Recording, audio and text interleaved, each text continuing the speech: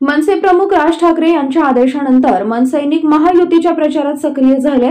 गुढीपाडव्याच्या मुहूर्तावर महाराष्ट्रात लोकसभेसाठी महायुतीला बिनशर्त पाठिंबा दिलाय। मनसे प्रमुख राज ठाकरे यांनी पदाधिकारी व कार्यकर्त्यांना महायुतीच्या उमेदवारांचा प्रचार करण्याचा आदेश दिलाय। त्याचाच एक भाग म्हणून शिरूर लोकसभा मतदारसंघामध्ये महायुतीचे उमेदवार शिवाजीराव अढळराव पाटील यांच्या प्रचारात मनसे कार्यकर्ते अग्रेसर झालेले आहेत। शिवशाही न्यूज प्रतिनिधी फैजल पठाण, शिरूर। जय महाराष्ट्र। मी संदीप रघुनाथ कडेकर, माजी शहराध्यक्ष शिरूर।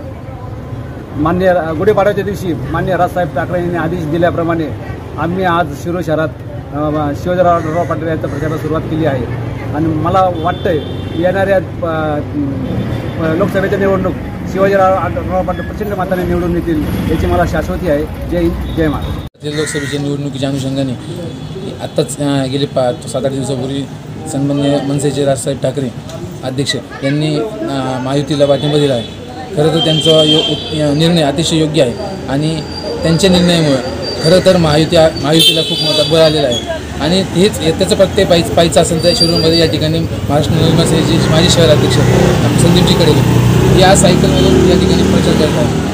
या देशहिताचा निर्णय राजसाहेब ठाकरेंचा आहे आणि त्याचं स्वागत संपूर्ण महाराष्ट्रामध्ये त्या ठिकाणी केलं जाते आणि नक्कीच येणाऱ्या लोकसभा निवडणुकीमध्ये आपल्याला त्या ठिकाणी त्यांच्या निर्णयाचा उत्तम इम्पॅक्ट दिसेल याचं मी या ठिकाणी ग्वाही देतो आणि सर्व महाराष्ट्र नवनिर्माण सेनेला या ठिकाणी धन्यवाद देतो की आपण प्रचारामध्ये आघाडी घेत आहेत आणि चांगला प्रचार त्या ठिकाणी करत आहे। भारतीय जनता पार्टीच्या वतीने मी या ठिकाणी सन्माननीय शिवाजीराव अढळराव पाटील यांना येणाऱ्या निवडणुकीला शुभेच्छा देतो आणि 4 जूनला निकालाच्या दरम्यान त्या ठिकाणी मोठ्या फरकाने सन्माननीय अढळराव पाटील या ठिकाणी विजय होतील असं या ठिकाणी मी निश्चित सन्माननीय सगळ्यांना या ठिकाणी ग्वाही देतो।